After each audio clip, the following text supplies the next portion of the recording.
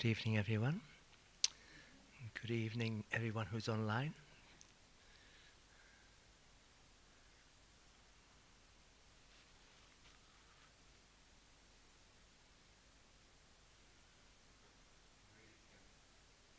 I'm ready if you are.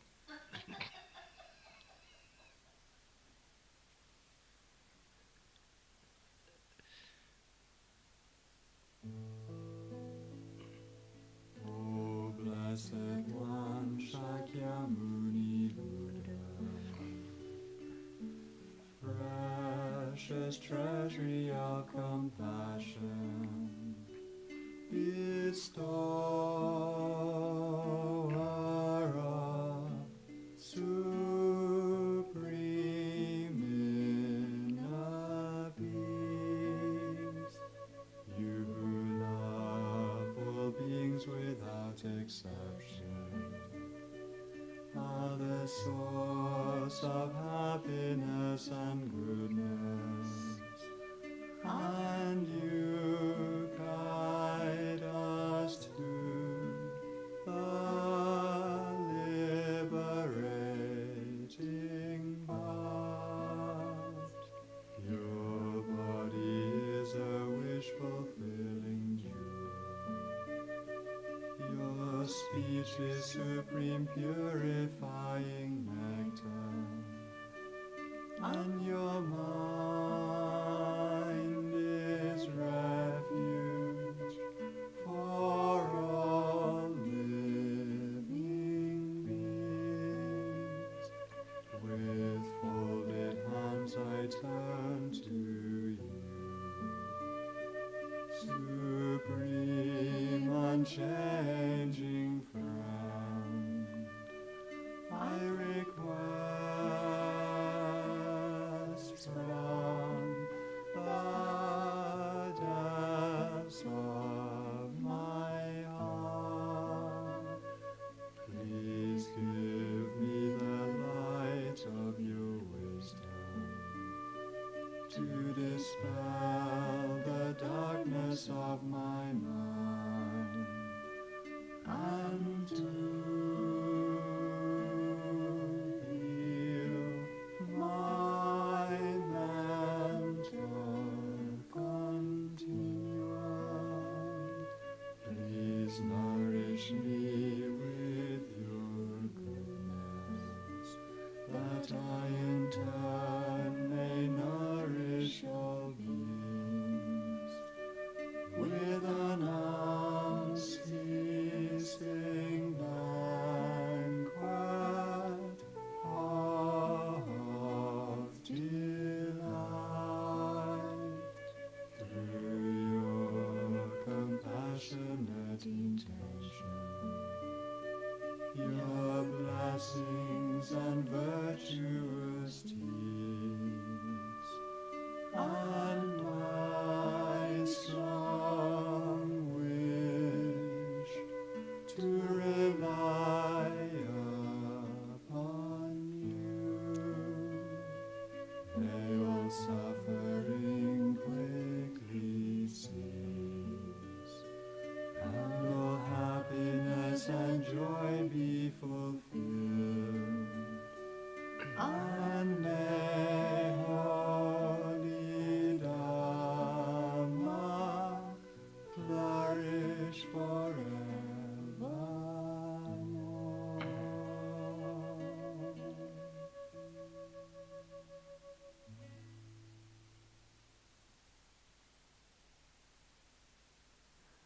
May the whole ground become completely pure, as level as the palm of a hand, and as smooth as lapis lazuli. May all of space be filled with offerings from gods and men, both set out and imagined, like offerings of thee, O good one. In the space in front on a lion throne, On a cushion of lotus, sun and moon, sits Buddha Shakyamuni, the essence of all my kind teachers, surrounded by the assembly of direct and indirect gurus, Yidams, Buddhas, Bodhisattvas, Viras, solitary conquerors, heroes, dakinis, and Dharma protectors. I and all my kind mothers, fearing samsara's torments, turn to Buddha, Dharma, and Sangha, the only sources of refuge. From now until enlightenment, to the three jewels we go for refuge. I and all sentient beings, until we achieve enlightenment, go for refuge to Buddha, Dharma, and Sangha. I and all sentient beings, until we achieve enlightenment, go for refuge to Buddha, Dharma, and Sangha. I and all sentient beings, until we achieve enlightenment, go for refuge to Buddha, Dharma, and Sangha. I and all sentient beings, until we achieve enlightenment, go for refuge to Buddha, Dharma, and Sangha. I and all sentient beings, until we achieve enlightenment, go for refuge to Buddha, Dharma, and Sangha. I and all sentient beings, until we achieve enlightenment, go for refuge to Buddha, Dharma, and Sangha. I and all sentient beings, until we achieve enlightenment, go for refuge to Buddha, Dharma, and Sangha.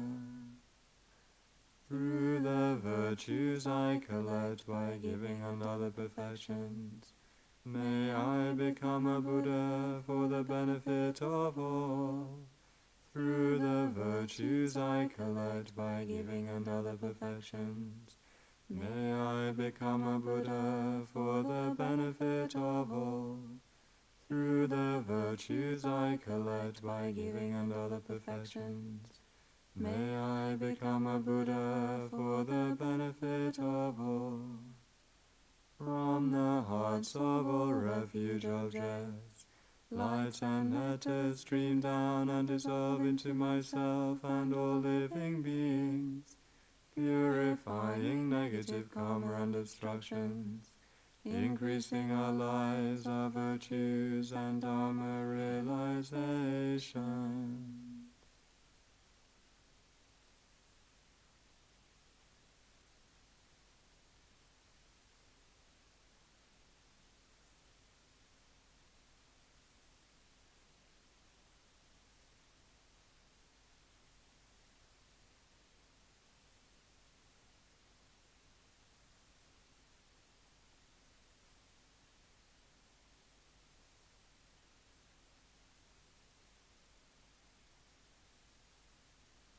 May everyone be happy.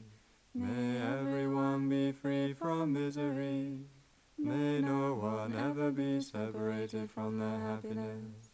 May everyone have equanimity, free from hatred and attachment. You, protector of all beings, great destroyer of hosts of demons, please, O Blessed One, Lord of all, come to this place with your retinue. With my body, speech, and mind, humbly I prostrate, and make offerings both set out and imagined. I confess my wrong deeds from all time, and rejoice in the virtues of all. Please stay until samsara ceases, and turn the wheel of Dharma for us. I dedicate educate all virtues to great enlightenment. The ground sprinkled with perfume and spread with flowers, the great mountain for land, sun and moon, seen as a Buddha land and offered thus. May all beings enjoy such pure lands. I offer without any sense of loss the objects that give rise to my attachment, hatred and confusion, my friends, enemies and strangers, our bodies and enjoyments. Please accept these and bless me to be released directly from the three poisons. Itam Guru Ratna Mandala Kam Niryatayami. So now, my most kind root Guru, please sit on the lotus and moon on my crown, and grant me out of your great kindness your body, speech, and mind's attainments. I make request to you, Buddha Shakyamuni, whose body comes from countless virtues, whose speech fulfills the hopes of mortals, whose mind sees clearly all existence.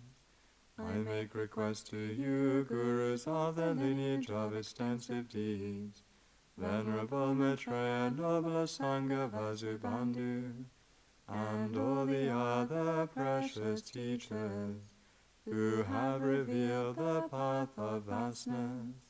I make request to you, Gurus of the lineage of profound view, Venerable Manjushri, Nagarjuna, Chandrakirti, and all the other precious teachers who have revealed the most profound path. I make request to you, Gurus of the lineage of secret mantra, Conqueror Vajradhara, Tilopa, and Naropa, and all the other precious teachers who have revealed the path of Tantra. I make request to you, Gurus of the old Kadam lineage, the second Buddha, Tisha, Drum, Tompa, Geshe, Potawa, and all the other precious teachers who have revealed the union of vast and profound paths. I make request to you, Gurus of the new Kadam lineage, Venerable Tsongkhapa, Jampal Gyatso, Kedrupje, and all the other precious teachers who have revealed the union of Sutra and Tantra. I make request to you, Venerable Khalsang Gyatso, protector of a vast ocean of living beings, unequal teacher of the paths to liberation and enlightenment, who accomplish and explain everything that was revealed by the fourth deliverer of this fortunate eon. I make request to you, my kind precious teacher, who care for those with uncontrolled minds, untamed by all the previous Buddhas, as if they were fortunate disciples. Please pour down your inspiring blessings upon myself and all my mothers, so that we may quickly stop all perverse minds, from disrespect for our kind teacher, to the most subtle jewel appearance. Please pour down your inspiring blessings, so that we may quickly generate pure minds, from respect for our kind teacher, to the supreme mind of union. Please pour down your inspiring blessings, to pacify all outer and inner obstructions. Please pour down your inspiring blessings upon myself and all my mothers, so that we may quickly stop all perverse minds, from disrespect for our kind teacher, to the most subtle jewel appearance. Please pour down your inspiring blessings, so that we may quickly generate pure minds, from respect for our kind teacher, to the supreme mind of union. Please pour down your inspiring blessings to pacify all outer and inner obstructions. Please pour down your inspiring blessings upon myself and all my mothers, so that we may quickly stop all perverse minds, from disrespect for our kind teacher, to the most subtle jewel appearance. Please pour down your inspiring blessings, so that we may quickly generate pure minds, from respect for our kind teacher, to the supreme mind of union. Please pour down your inspiring blessings to pacify all outer and inner obstructions. From the hearts of all the holy beings, streams of light and nectar flow down, granting blessings and purifying.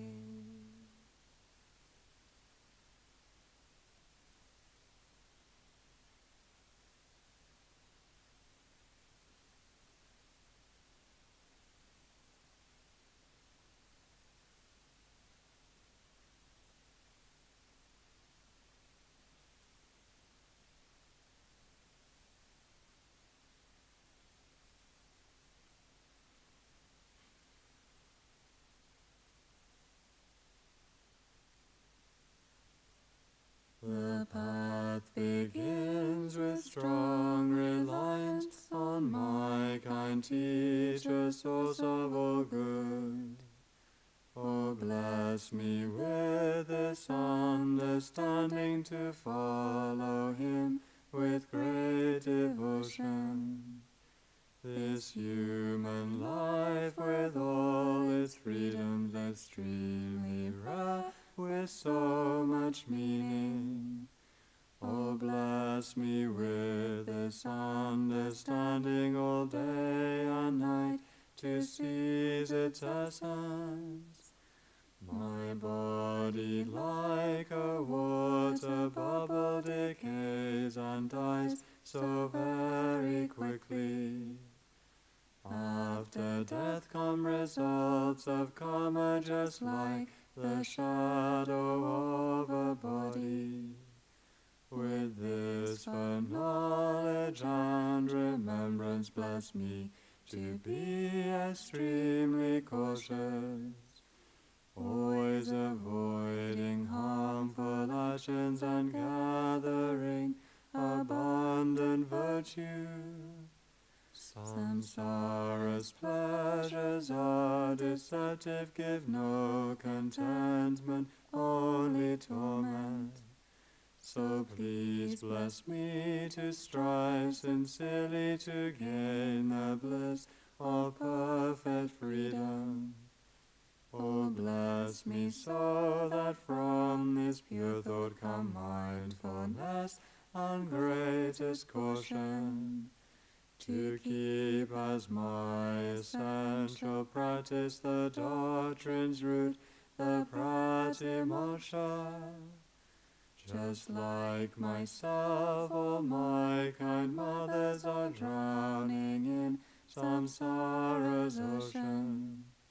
Oh, so that I may soon release them, bless me to train in bodhicitta.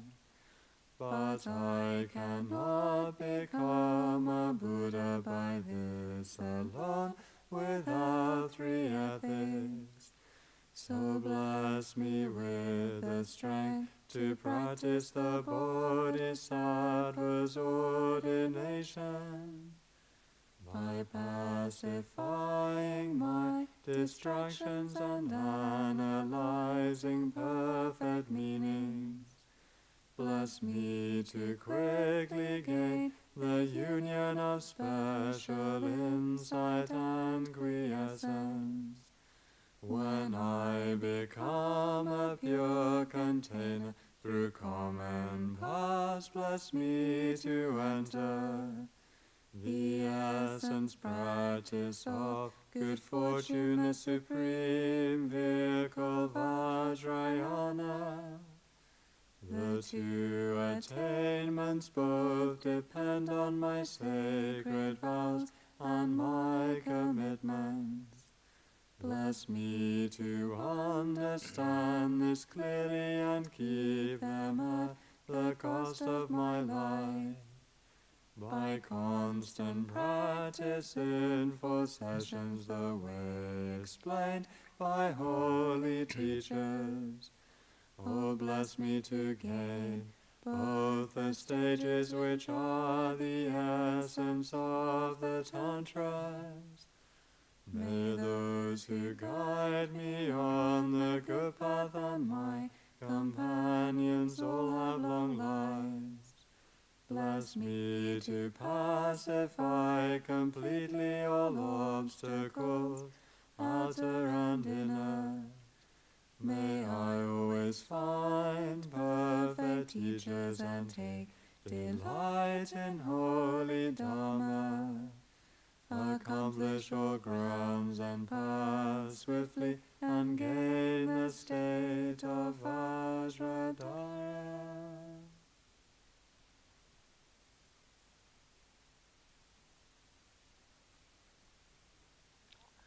And so we can meditate.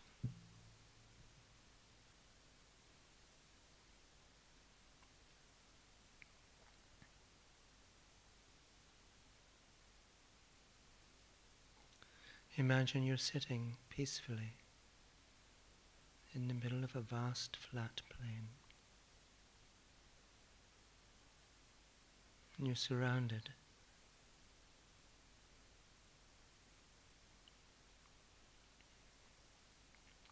by countless human beings. But even animals and insects and beings from other realms are appearing in a human form.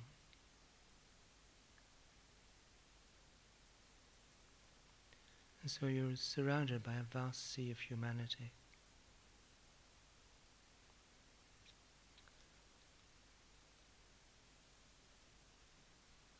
At first you simply observe. You ask yourself the question, how are they?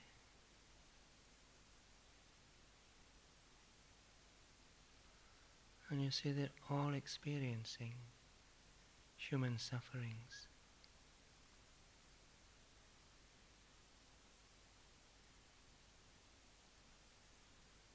The sufferings of birth,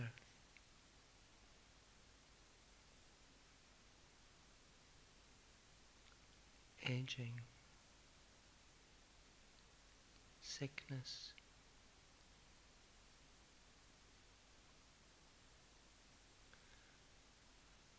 being separated from people and things and places that they like, and having to encounter and endure things and people and places they don't like, all without choice.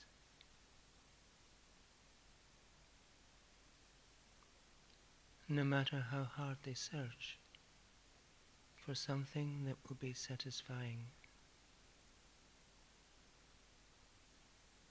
they never find it.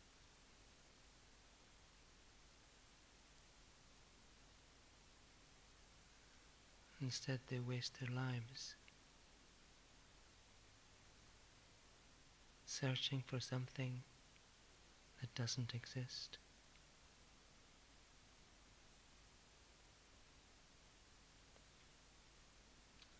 And then they experience death and rebirth all over again. And so it goes on, life after life.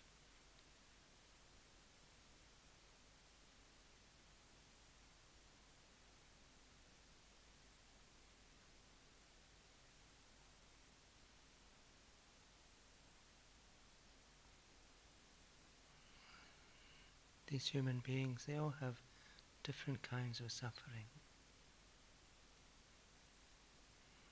Some are very poor, some are very sick,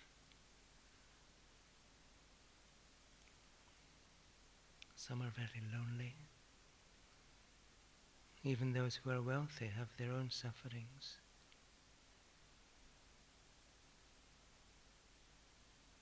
Some people's minds are so heavily negative that they can't refrain from causing hurt and harm to other people.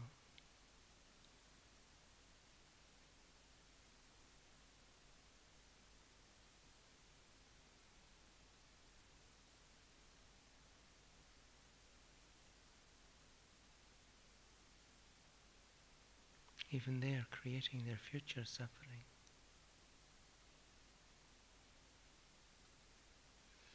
And so essentially you're looking at an ocean of suffering.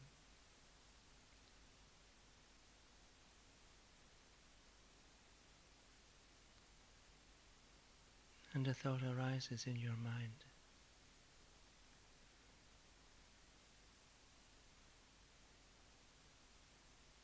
The suffering that they experience does not affect me, but because I cherish them, because I cherish them all, I cannot bear their suffering. The suffering they experience does not affect me, but because I cherish them all, I cannot bear their suffering.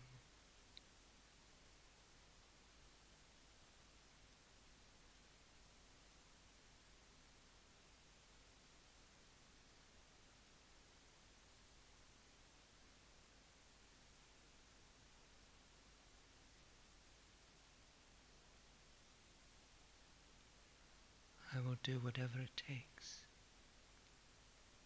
to help to free them permanently.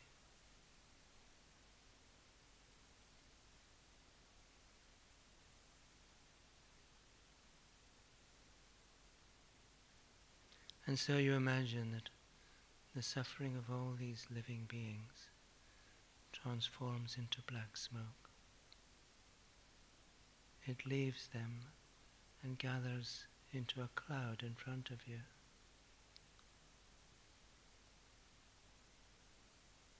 And you see this cloud of thick, black, dense smoke.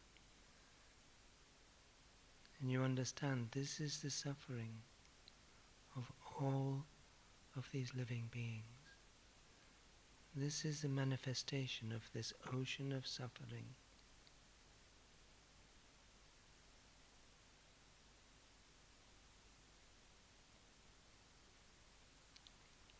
And out of this mind of great compassion, you draw it into your own heart, where it is instantaneously and completely destroyed.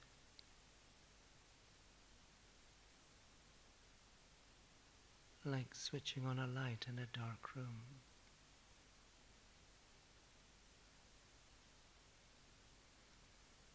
And at the same time it destroys your own cause of your own suffering, your own self-cherishing mind. So not only do you destroy the suffering of all these living beings and free them from suffering, but you destroy the causes of your own suffering, your own self-cherishing mind, just by your courage in taking on the sufferings of all living beings.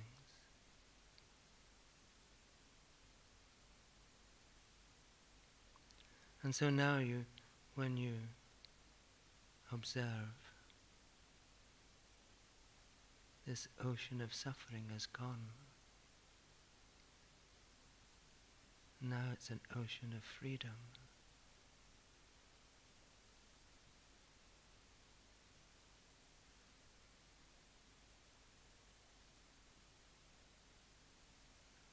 And when you realize what you've accomplished, you yourself experience a mind of joy.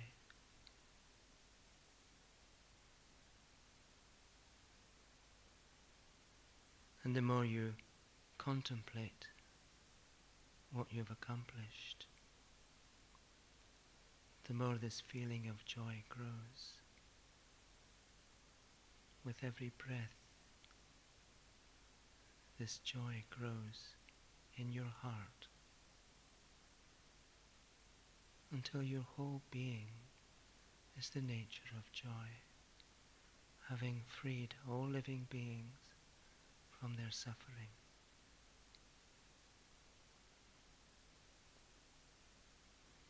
So now just relax into this feeling of joy.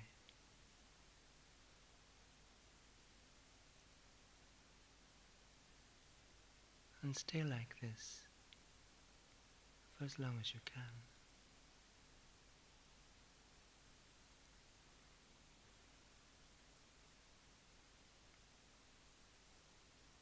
And if the feeling fades, some other thought arises, just catch yourself and again contemplate what you accomplished. And let that joy arise in your heart once more.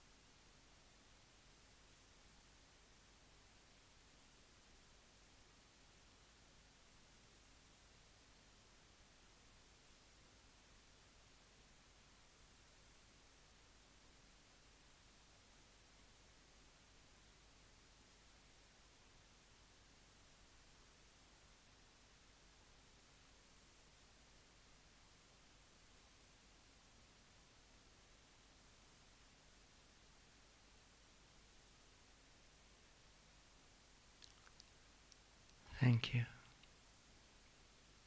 So you can arise from meditation.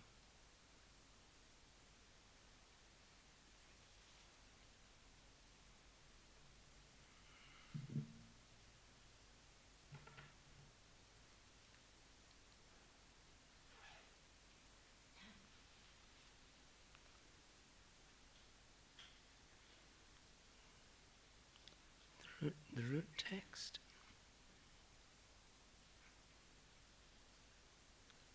page 263.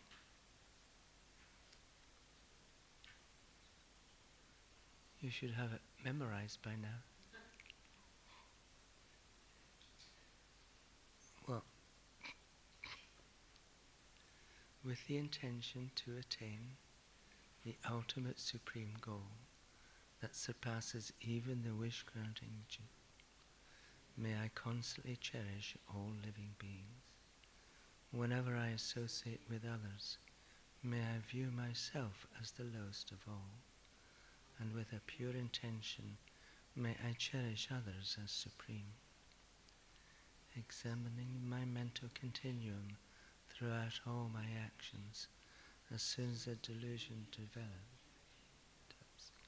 whereby I or others would act inappropriately, may I firmly face it and avert it.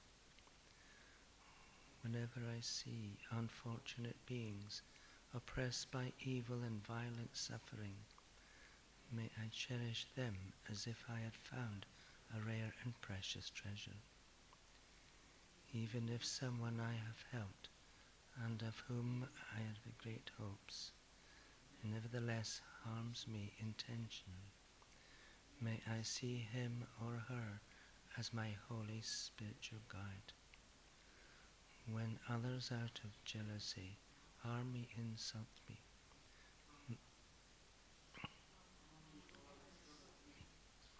may I take defeat upon myself and offer them the victory. In short, may I directly and indirectly offer help and happiness to all my mothers, and secretly take upon myself all their harm and suffering. Furthermore, through all the above practices, together with a mind intellectual by the saints of the 8 extremes, and that sees all phenomena as illusory, may I and all living beings be released from this conditions of mistaken appearance and conceptions. And then the root text, the condensed meaning.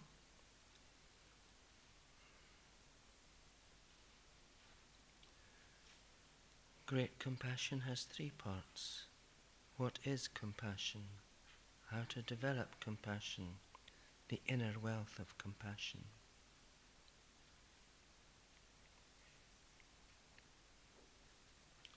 So I think we begin on page 126 at the top. All suffering is the result of negative karma. You should meditate on that. All your suffering is the result of negative karma. You didn't realize you'd created negative karma, did you?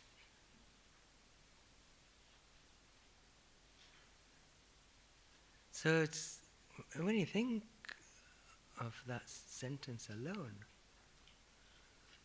it gives you an incentive to stop creating any more negative karma and to purify the negative karma that remains in your mental continuum.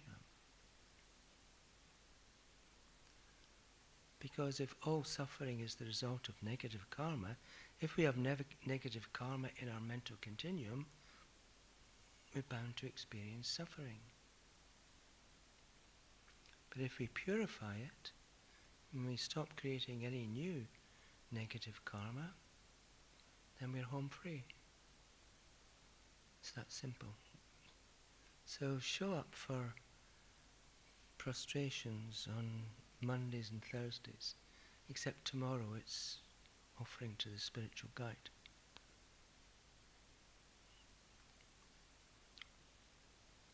if we develop compassion for those who are experiencing the effects of their previous negative actions, why can we not also develop compassion for those who are creating the cause to experience suffering in the future?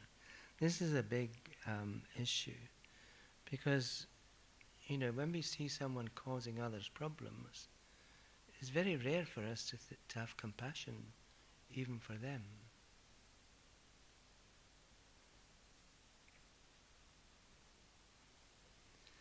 Would you have compassion for the 9/11 bombers who flew into the Twin Towers? Would you have compassion for Hamas slaughtering 1,200 people in Israel? Would you have compassion for the Israel Defense Force killing 25,000 people in Gaza? Yes, no. It's difficult. Yeah. Because we see them as beneath our compassion, because they're engaging in evil actions. But remember, Buddha and Geshe is always saying, even though someone has anger in their mind, that is not who they are. We need to distinguish between the delusion and the person. Person is someone bound for enlightenment, and this applies to everyone. Every living being is bound for enlightenment because they have the seeds of wisdom and compassion in their mind, in their mental continuum. And so it's just a matter of time before each individual becomes enlightened. So even the people who presently are engaging in hurtful actions, their final potential is enlightenment. They may have to experience great suffering as a result of their non-virtuous actions, but again, that will just be temporary.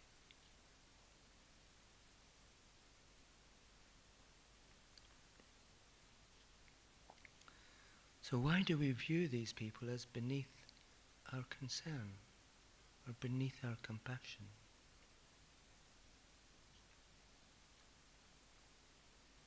Yes, no. Can we actually have compassion for them? The torturer?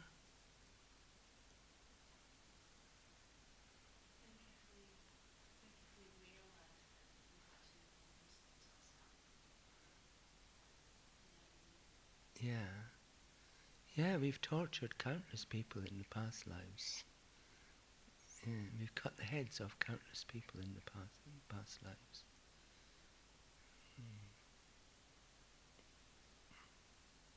We've done all of the non-virtuous actions, the 10 non-virtuous actions, countless times in our past lives. Now, for some strange reason, we will have this book in our hand, leading us to enlightenment. In the long term, a torturer is in a worse position than his victim, for his suffering is just beginning. If the victim can accept his or her pain without developing hatred, he will exhaust that particular negative karma and not create any more, and so his suffering has an end in sight. The torturer, on the other hand, will first have to endure many aeons in hell, and then, when he is again reborn as a human being, will have to experience pain similar to that which he inflicted on the victim. So, again, if that person who's experienced the torturer, in his future will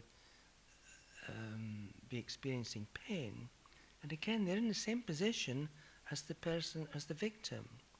If they can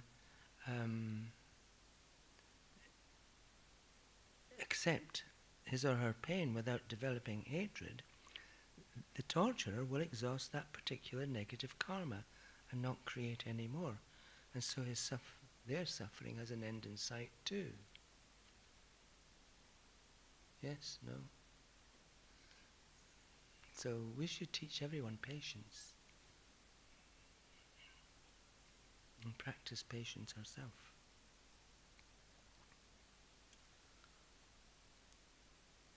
For this reason, it is appropriate to develop strong compassion for such people. If a child burns himself by putting his hand in a fire, this will not stop his mother from feeling compassion, even if the child has been previously warned about the dangers of fire. No one wants to suffer, yet out of ignorance living beings create the causes of suffering, non-virtuous actions, because they are controlled by their delusions. We should therefore feel equal compassion for all living beings, for those who are creating the causes of suffering, as much as for those who have already suffering the consequences of their unskillful actions. There is not a single living being who is not a suitable object of our compassion. Then the next section goes on to think about people who are rich and wealthy and healthy. We may also find it difficult to feel compassion for the rich, healthy and well respected, who do not appear to be experiencing any manifest pain. In reality, however, they too experience a great deal of mental suffering and find it hard to maintain a peaceful mind. They worry about their money, their bodies, their reputation. You know, football players, soccer players worry about their bodies all the time. As soon as they get injured, they're out of action, then maybe their earnings go down, I don't know. They're not able to play. They're not able to maintain their place in the team. They're not able to maintain their earnings, and so on. Well, people who are wealthy keep worrying about the value of their stock holdings. If the stock market crashes, then they lose all their wealth. There's constant worry. And they have, many expensive objects that they have to pay insurance for to protect them.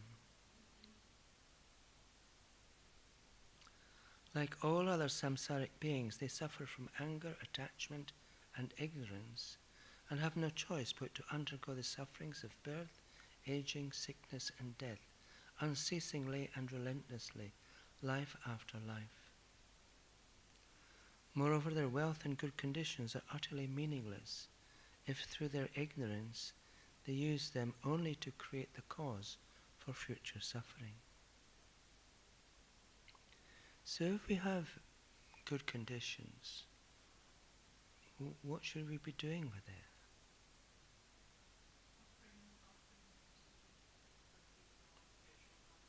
it? Yeah, offering? Yeah.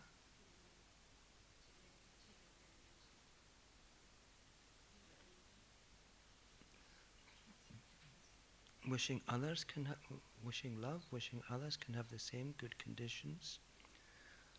Using these good conditions to practice Dharma.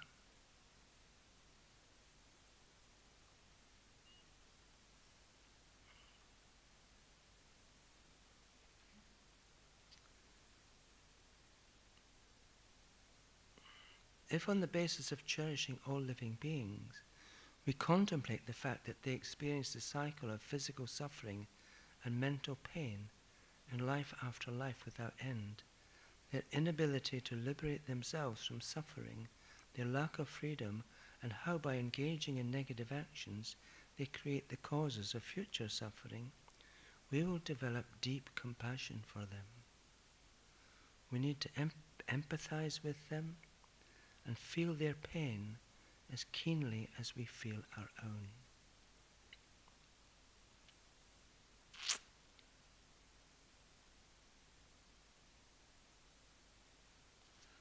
we interested in feeling other people's pain?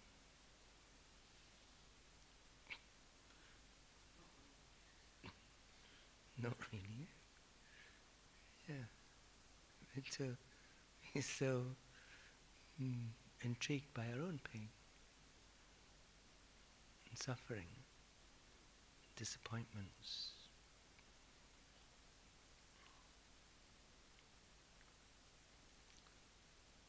So how do we get to this stage where we feel the pain of other people's suffering? We got to go back a bit and develop minds of love, because we can't love people, we can't have compassion for them. So we go back to this, either sevenfold cause and effect, or equalizing and exchanging self with others. We remember the sevenfold cause and effect begins with thinking others are equally as important as me, and then remembering or realizing that everyone is your mother, and everyone has given you great kindness, and develop the wish to repay that kindness. And then this mind of affectionate love will grow.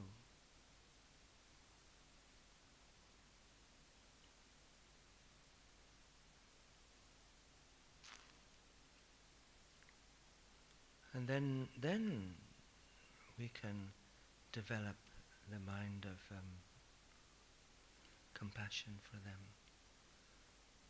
And we develop minds of cherishing love, overcoming our own self-cherishing and coming to cherish only others through this practice of exchanging self with others.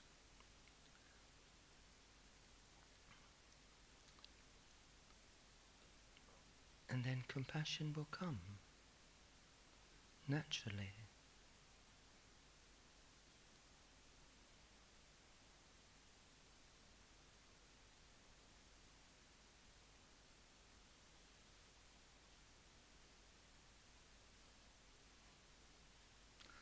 All living beings suffer because they take contaminated rebirths.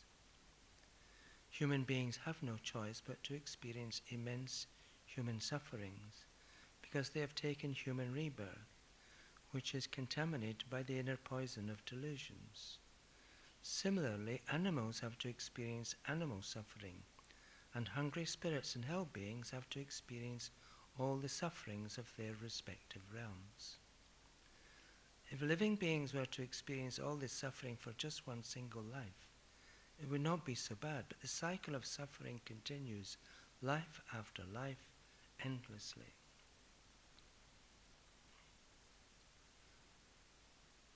To begin with, we can contemplate the suffering of our family and close friends. And then we can extend our mind of compassion until it embraces all living beings. When this feeling of universal compassion arises, we mix our mind with it and try to hold it for as long as we can. In this way, we can familiarize our mind with great compassion. At first, we will probably only be able to hold this feeling for a few minutes. So long.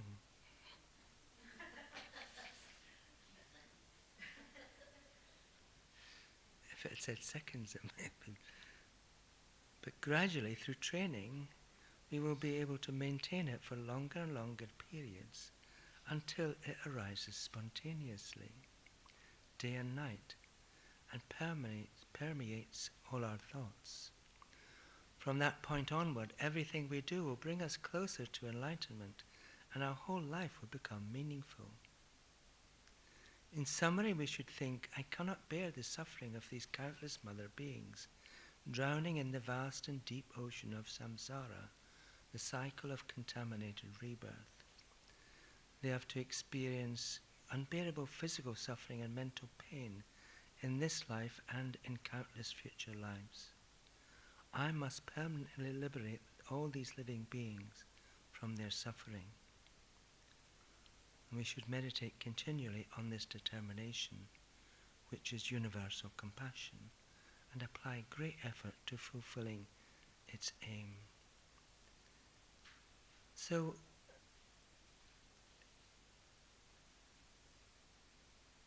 essentially, we have to train in meditation on compassion.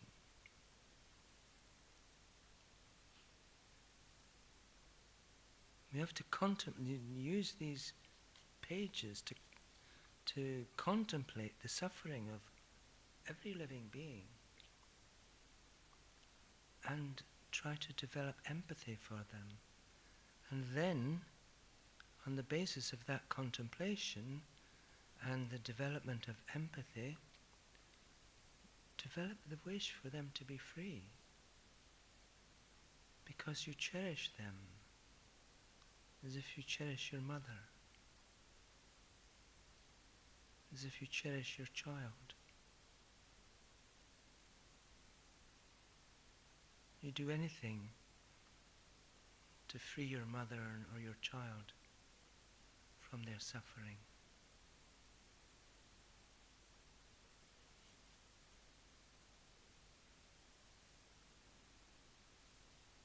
In essence, they are your mother. Every one of them.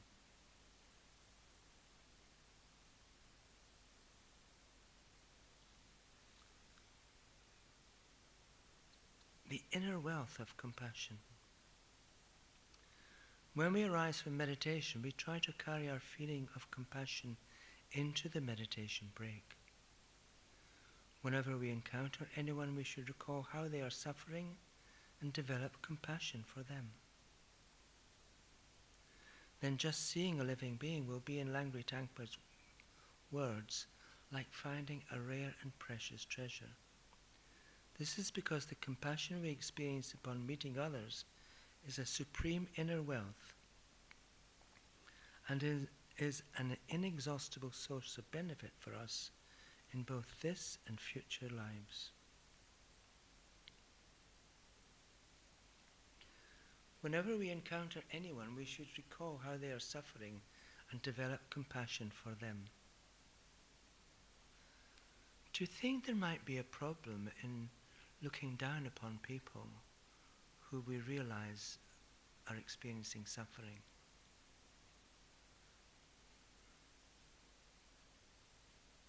If we're not experiencing suffering in that moment, and we see others experiencing suffering, might we look down upon them? Yes, no? Try and help them, yes. Yes.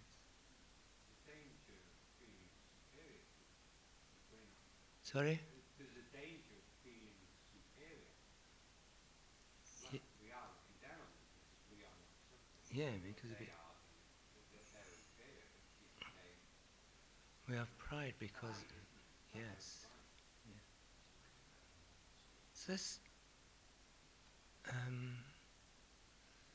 but if we truly, the only thing that will overcome that, if it arises at all, is a mind that cherishes them, or cherishes everyone.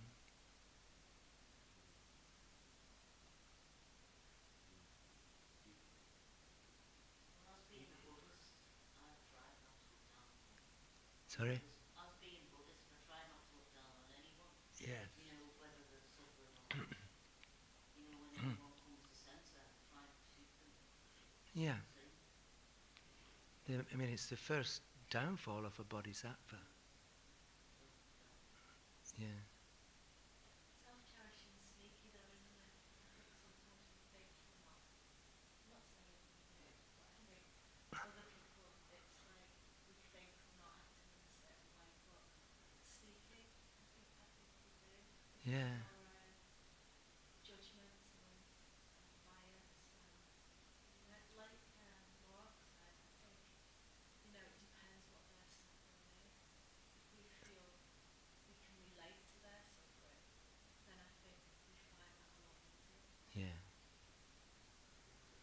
But what about people who are not experiencing manifest suffering?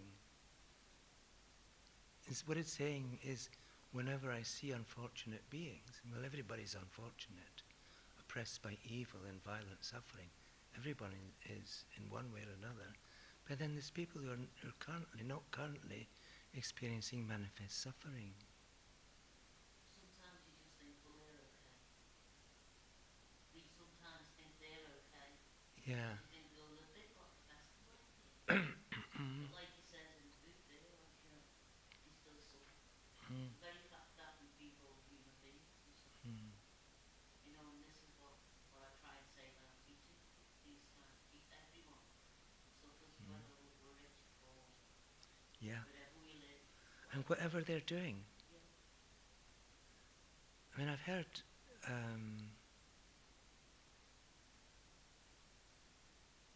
people who should know better, looking down upon people who are engaging in things like sporting activities. And they know they're ridiculous, they're silly.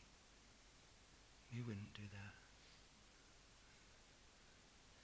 But like when you say it like that, I think, like I always think, well, when you think of others suffering and you're suffering and we're all the same in the same boat really, then it kind of humbles you a bit, like, makes you feel humble because you think, yeah, I might be living in a Dharma centre now, I might not, but I might be a dog, Yes. who am I to judge or Yeah. like that? Essentially, there's no difference between No difference. me and anybody else. We are in samsara too. We're all in the same boat. Yeah. Some might have comfy seats and others might be like clinging onto the boat, in the water. We're all Clinging onto a rope behind the boat. we're all the same. Yeah. Change looking down to walking past. Sorry? Change the word looking down to walking past. Walking past. Just ignoring it, you mean? So no one like would. No, I don't feel as if I don't resonate with looking down on. But if I change the word to walking past, then Yeah. Like the big issue fella or something like that. exactly. Yeah. So I might not look down, but I do like walk past. I always say that It's a harder question. Yeah. I have to. I know. If someone, yeah. Yeah, but even when we're walking past, what are we doing? We're looking down upon them. Same mantras for. Why do we walk past? Because we look down upon them. Yeah, I suppose, yeah.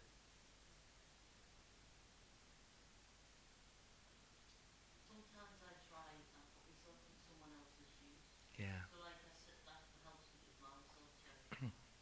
So if I see someone on outside Tesco's collecting money for the big issue, I think, what are they doing? What was their day? She's getting on to phone now, she's like sitting Yeah. cold in the light. Where do they go home? Yeah, where do they go home? What's their life like? Is it full of fear? A bit like mine. Yeah. Full of fear. You don't know where the next meal will come from. Or like I see a mum on a bus with a baby and I think, how kind, you're taking care of that child for 18 years. You've got that. 18, no, it's Well, it's like basically, but you know what I mean? And I try it and think, wow, that's an amazing thing to do. I play little games, when I go out and Yeah. see someone. I've always been learned and taught, you walk past, but when you're walking past, you give a smile. You're not actually, you're not ignoring them. You're not walking past either. I'm not walking past. Well, I am, I'm walking past, but I still smile. But you might not have any money, but you just say, oh, look, you have a good day. Yeah, well, yeah. That's That, all right. that's what I do. Sometimes you go from town, there's loads. Yeah. Like, so you might give a £1, £2, then like, oh, I've got no more money. But sometimes I think we're not seeing things because it's like we're making judgments all the time. So these very subtle things are coming up that people need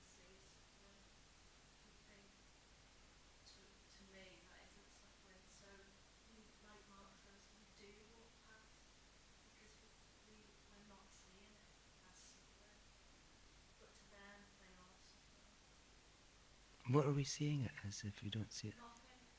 We're just going about our day. Like a ghost doesn't exist. No, but what I mean is we're just going about our day.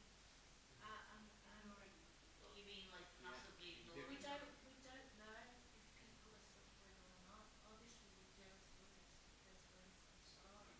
But we're not acknowledging everyone, are we? Everyone's suffering.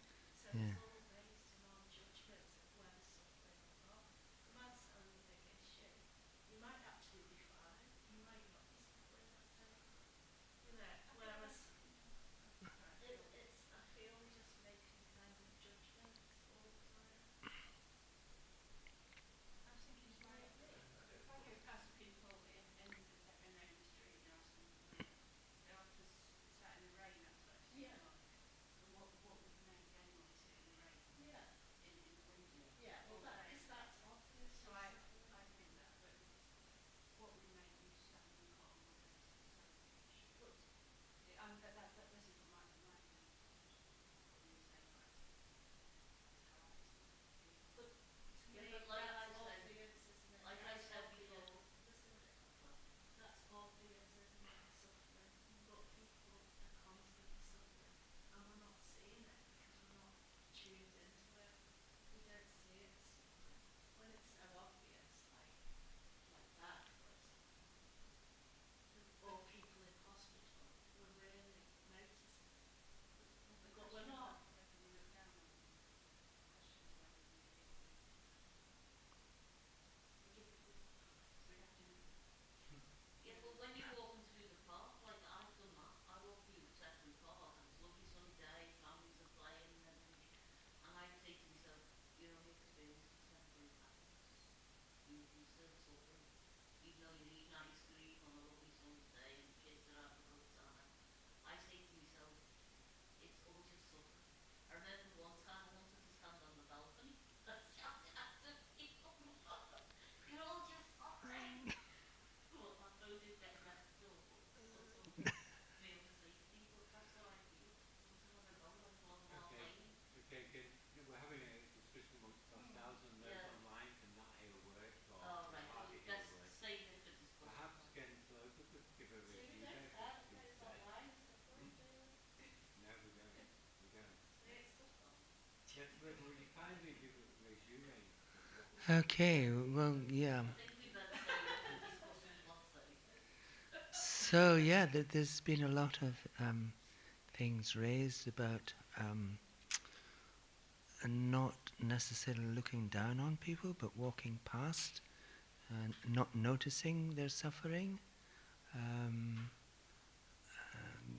Gogden saying we try to have empathy for everyone, like people selling the big issue, thinking about what their life must be like, where they go after 5 o'clock, 6 o'clock, wherever. Where do they spend the night? Do they live in fear and so on? What else? I think that's about it. Saying like Mark said about instead of saying what did you say? We walk up or we Look down and look past. And Mark said sometimes you can relate better to say walking past someone, and that could be like mentally or physically, or just ignoring them. Yes. Because of our own self-cherishing, I think. We ignore other people's suffering because we're so focused on ourselves.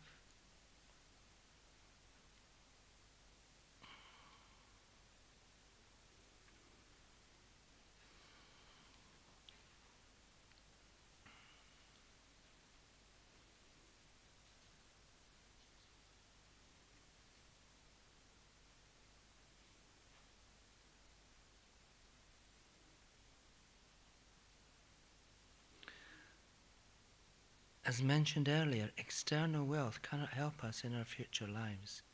And even in this life, it is not certain that it will bring us happiness, for it is often the cause of much anxiety and can even endanger our life. Rich people have particular worries that poor people never have. For example, they often worry about thieves, about investments and interest rates, and about losing their money and social status. This is a heavy burden for them. Whereas most people can go out freely whenever they choose, many wealthy and famous people need bodyguards and may even worry about being kidnapped.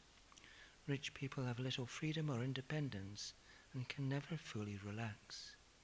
The higher up we are in the world, the further we have to fall.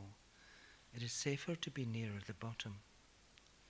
No matter how much we succeed in improving our external conditions, they can never bring us pure happiness, nor provide real protection from suffering. True happiness cannot be found in this impure world. Instead of striving to obtain external wealth, it would be far better if we sought the internal wealth of virtue. For unlike external wealth, this can never deceive us and will definitely bring us the peace and happiness we desire. If we are skillful, friends can be like treasure chests, from whom we can obtain the precious wealth of love, compassion, patience, and so forth. For our friends to function in this way, however, our love for them must be free from attachment. If our love for our friends is mixed with strong attachment, it will be conditional upon their behaving in ways that please us. And as soon as they do something we disapprove of, our liking for them may turn to anger. In fact, the most common objects of our anger are often our friends, not our enemies or strangers.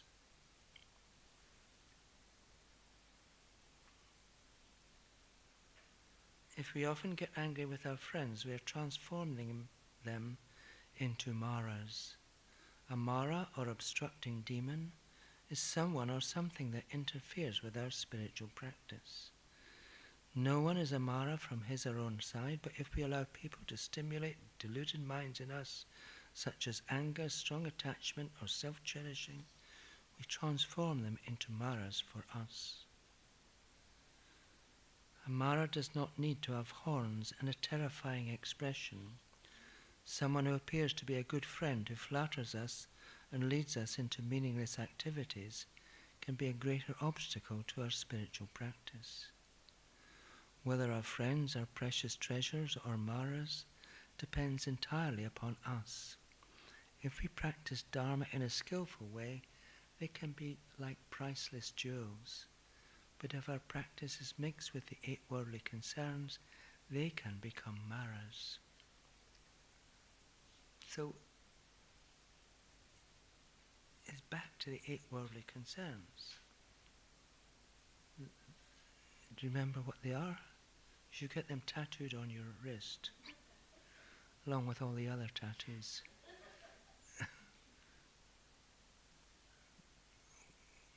Being happy when you have wealth and respect, being unhappy when you don't have it. Being happy when you have praise, and being unhappy when you don't have it. Being happy when you have a good reputation, and being unhappy when you don't have it. Being happy when you have pleasure, but being unhappy when you don't have it. These are the 8 worldly concerns. And that's what we're like. And also, if you think about it, it's how we create our identity, our self, our identity, in association with these worldly concerns. Like, I have whatever I have, you know, and I have the respect of people, I have a reputation, I try to work for a better reputation, I enjoy pleasures, of particular pleasures, and so on and so forth.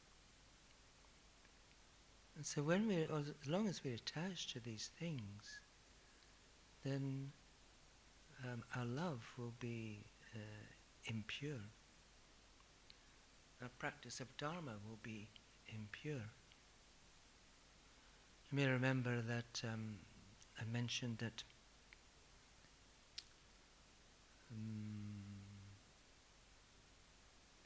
Jepabonka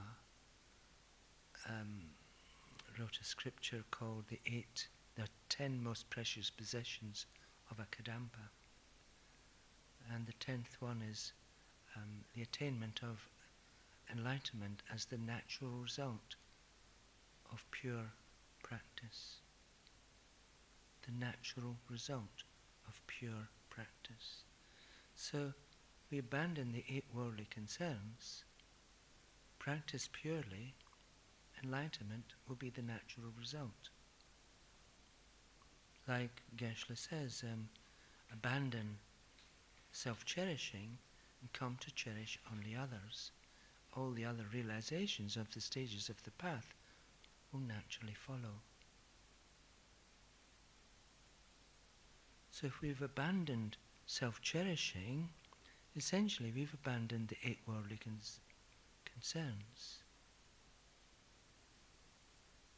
Yes? No? And then our practice is pure. But it's a gradual process. We can't abandon self-cherishing overnight. It's just a gradual day-by-day process.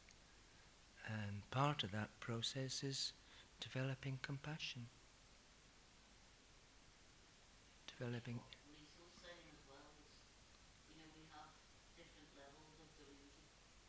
So like, it says in Heart of Wisdom, you have big, Yes. big, small, big, medium, big, small, and it goes down there.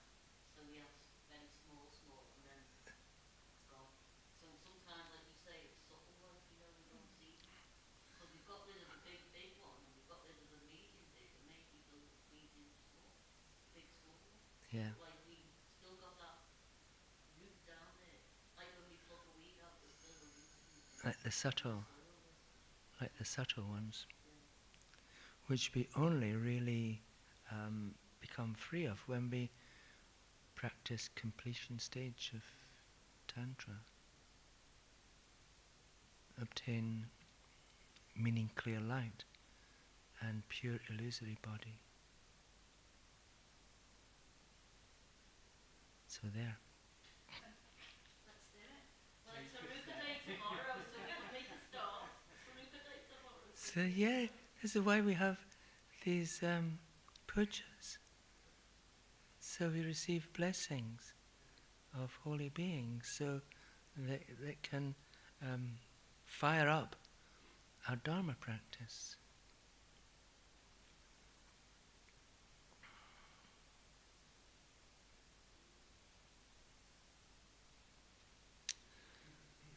So yeah, so don't turn your friends into Maras.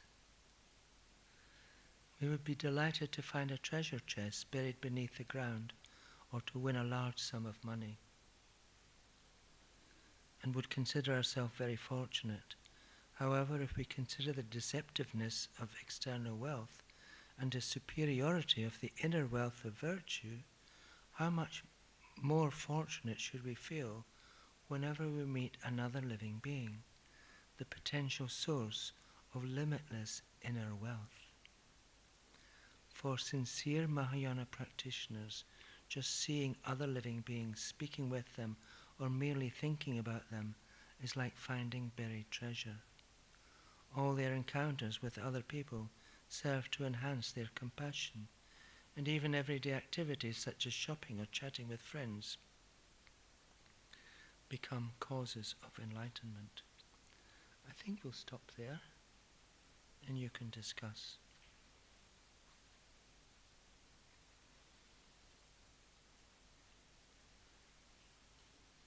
I've got no Lucy here to boss us about. Who were you with last week? I was with somebody not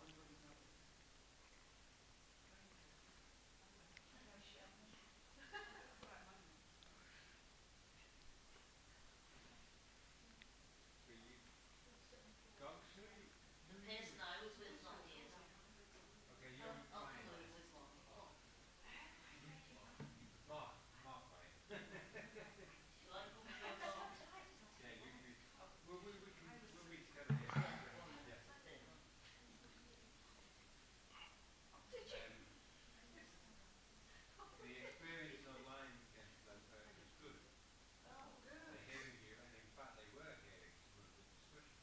Good. Well done, well done. So where were they hearing it from? The camera? Is there not a microphone on the camera? It doesn't matter, we're hearing it. That's Yeah, the main it's thing. Yeah, another, that's for another time. That's for another time. We'll figure it out. We heard it now. There's two Lindas. Can you explain who they are? Linda. With the same. Different names.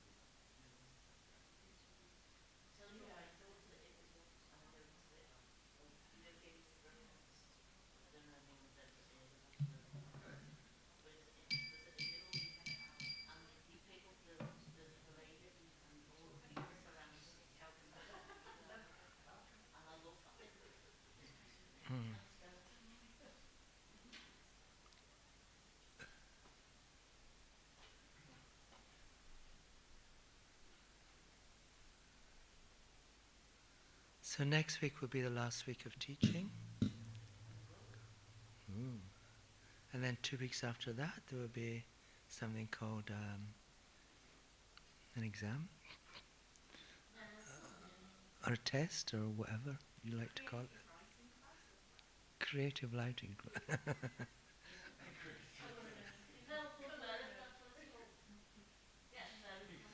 Talking of which, we've had a request to for anyone who can write a blog for about 500 to 1,000 words about how Dharma has helped them.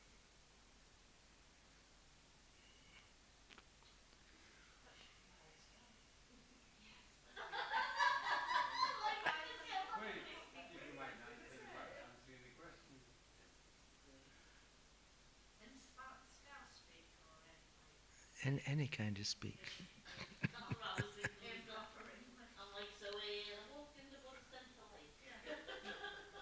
And we can use it on our website as well. But it's for, it will go to Genlekma in Southampton.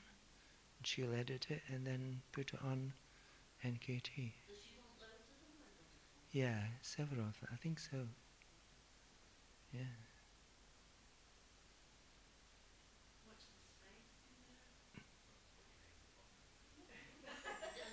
Sorry? You write it anonymously. Yes, if it doesn't. I'll do that. You don't have to put your name on it, no. At least Liverpool to Damper with graphic identity. Yeah. It's only one page, isn't it? 500 words is only about. Depends how big you are. Yeah. I mean, it's like 20 lines or something. We could do that.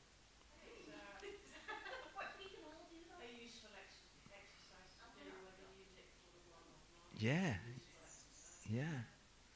How Dharma has helped you. I'm going to have a word. Come on, guys. If I'm blind and dyslexic, I can have a go. Use it. Come on. Instead, it's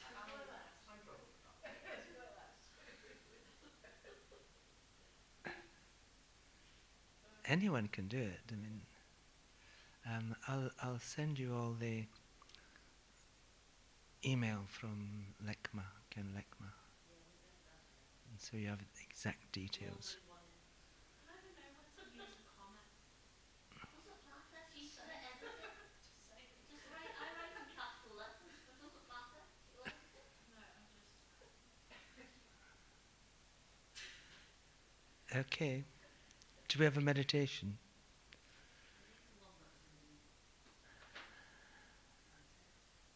And the one in the text?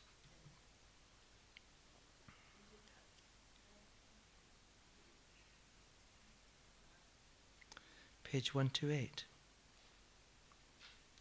I cannot bear the suffering of these countless mother beings. Yeah? Okay.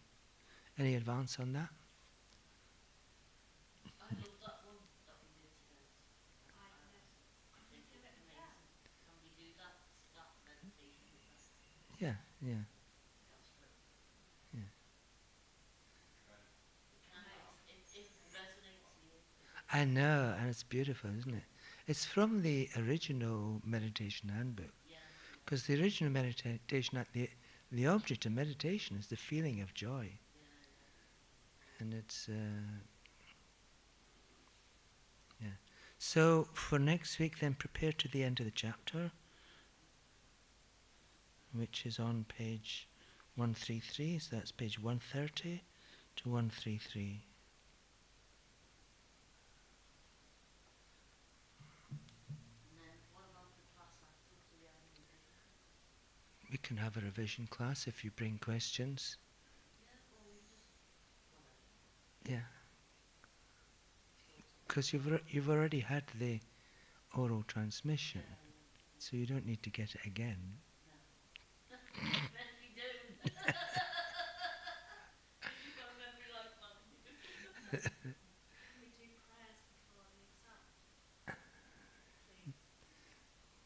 can do whatever you like before the exam, yes. We don't usually do grills, but do you want to do them in here? There's your mother and there's your mother.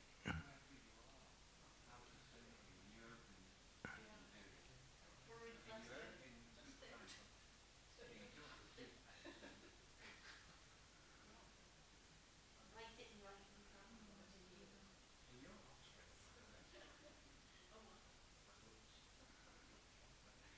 Okay. Well, we have a cup of tea in the exam as well, biscuits. And biscuits. Yeah. Always have biscuits. Yeah, of course. We get them in IGGP.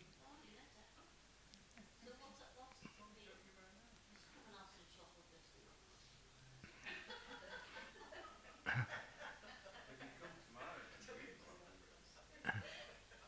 Oh, you'll have to go in the cafe and see what often food's unavailable.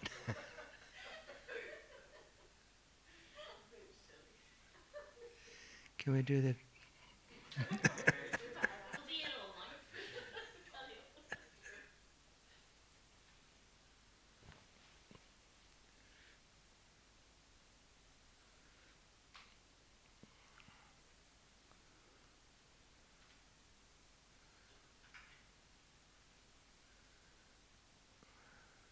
Om Muni Muni Maha Muni Soha.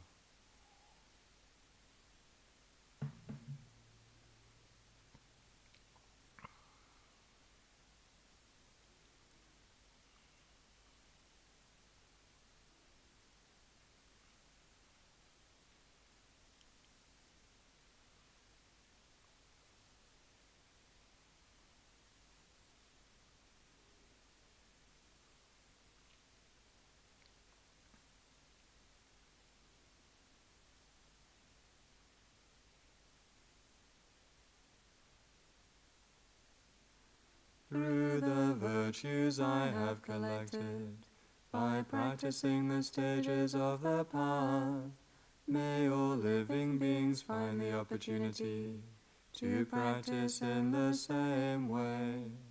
However many living beings there are, experiencing mental and physical suffering, may their suffering cease through the power of my merit, and may they find everlasting happiness and joy.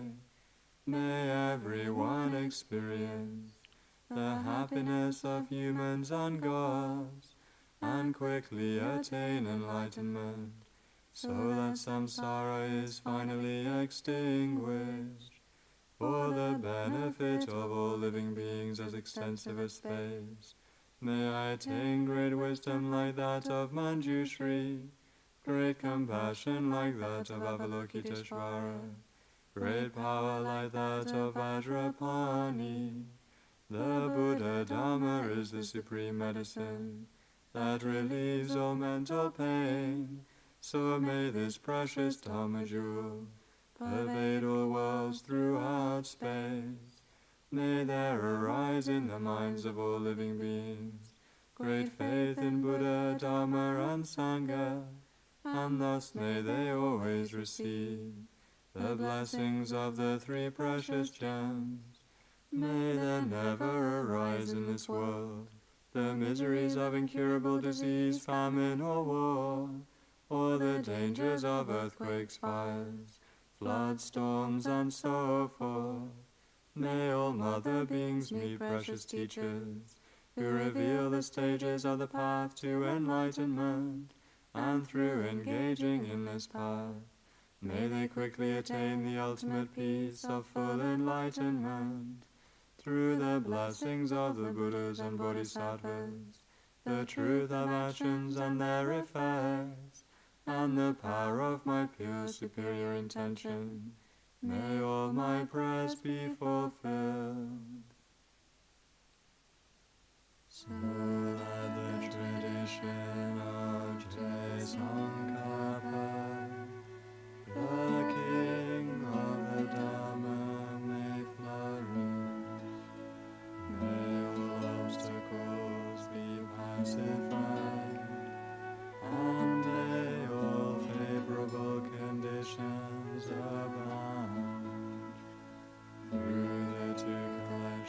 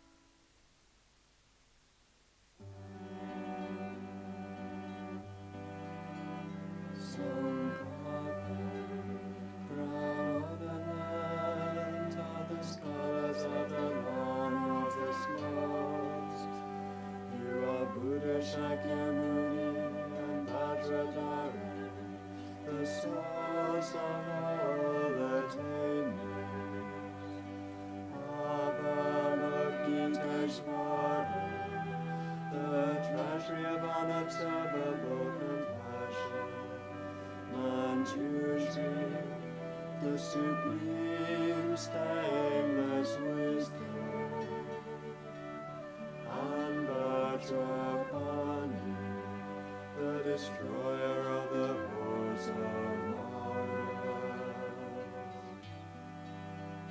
O venerable Guru Buddha, synthesis of all three truths, with my body, speech, and mind, respectfully I make request. Please grant your blessings to ripen and liberate myself and others, and bestow the common and supreme attainment.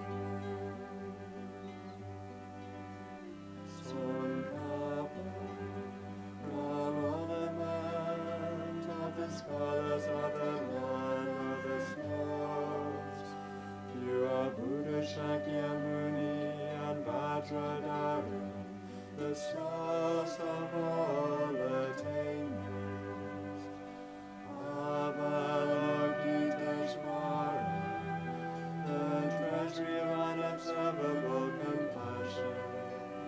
Manjushri, the supreme stainless wisdom,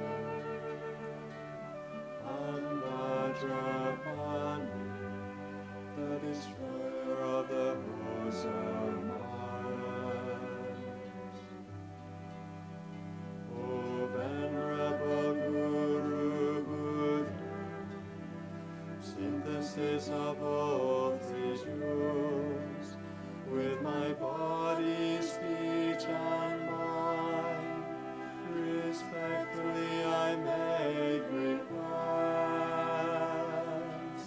Please grant your blessings to ripen and liberate myself and others, and bestow the common and supreme attainment. Sankappa, crown ornament of the scholars of the land of the snows. You are Buddha Shakyamuni and Vajradhara, the source of all attainments. Avalokiteshvara, the treasury of unobservable compassion. Manjushri, the supreme stainless wisdom, and Vajrapani, the destroyer of the horse of Mars. O venerable Guru Buddha, synthesis of all three truths, with my body, speech, and mind, respectfully I make request. Please grant your blessings to ripen and liberate myself and others, and bestow the common and supreme attainment.